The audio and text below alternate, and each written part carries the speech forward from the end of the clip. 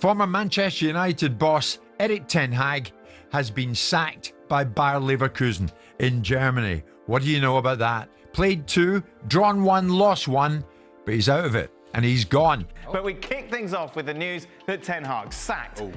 So according to reports, he has already been sacked 62 What? games into his tenure. 60 days. I have a story for you, and it's one that a lot of people don't want to hear. It's the story of Erik ten Hag, a manager who was sold to us as a genius, but whose career has become one of the biggest mysteries in modern football. Today, we're not talking about trophies or transfer fees. We're going to talk about the real truth. But before you get into it, do me a favor. If you love football and want to see the real stories that no one else is telling, hit that subscribe button right now. My name is Albert, and this is Ball Talk with Albert.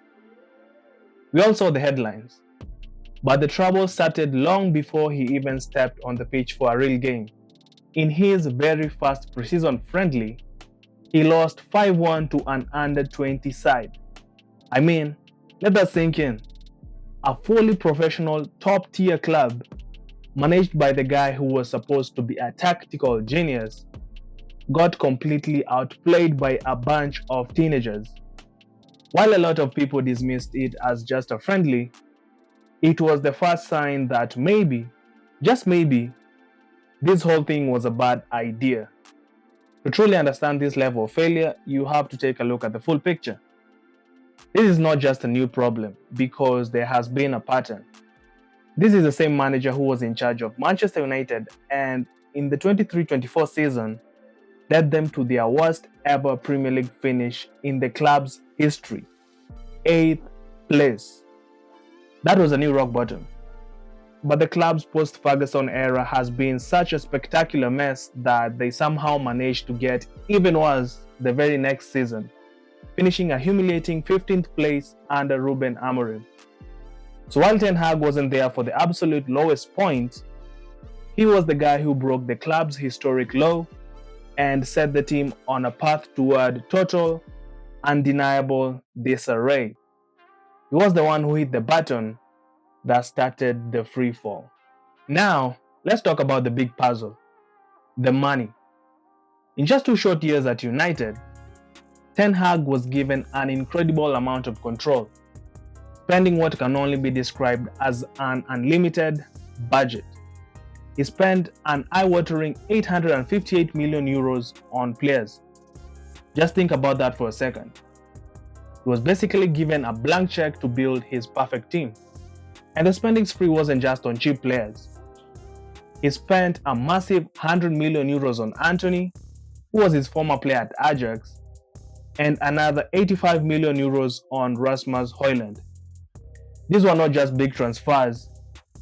These were among the most expensive in the Premier League's history. For context, his spending alone was more than Jose Mourinho and Ole Gunnar Solskjaer combined. And those two were known for their spending big. So it's one thing to have a big budget, but it's another to spend nearly $1 billion and record disastrous new lows for the club. It's very hard to imagine a manager being given more and delivering less. I know for a fact what a lot of you are thinking, but he won a cup. Yes, he won the FA Cup and he also won the Carabao Cup in his first season.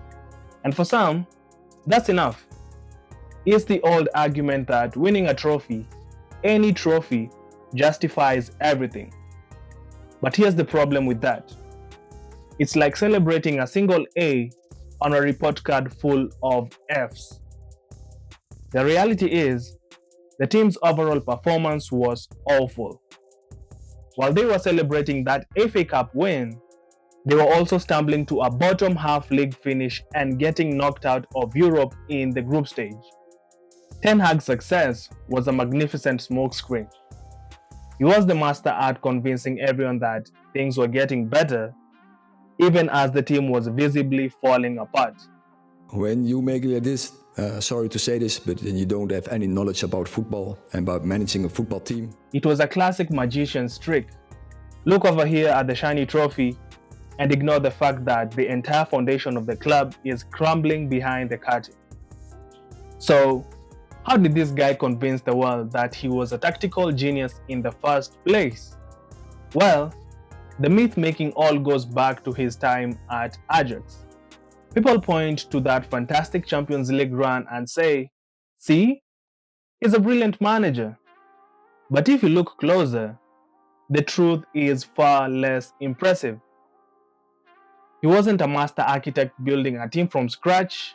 He was just a fortunate custodian who walked into a gold mine.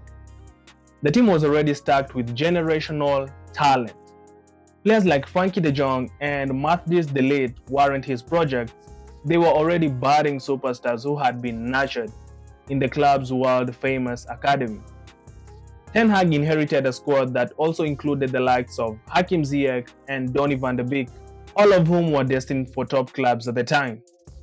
He was simply the right guy in the right place at the right time. He took a brilliant squad and allowed them to play their game. But when things got tough and he needed a new plan, that's when the genius began to fall apart. His supposed genius was really put to the test in the Champions League semi-final against Tottenham. In the first half, Ajax were absolutely brilliant. They were winning 2-0 and were cruising to a 3-0 aggregate lead, looking completely unstoppable. They were playing the beautiful, free-flowing football everyone credited him for. The commentators were already talking about them being in the final. But then, Tottenham's manager, Mauricio Pochettino, made a simple tactical change at halftime, bringing on a different type of a striker. And what did Ten Hag do? Absolutely nothing. He had no answer. He stood on the sideline and watched as his brilliant team gave away the lead and lost the game in the final minute. It was a clear sign that his first plan was brilliant, but he had no other ideas when a team challenged him with something unexpected.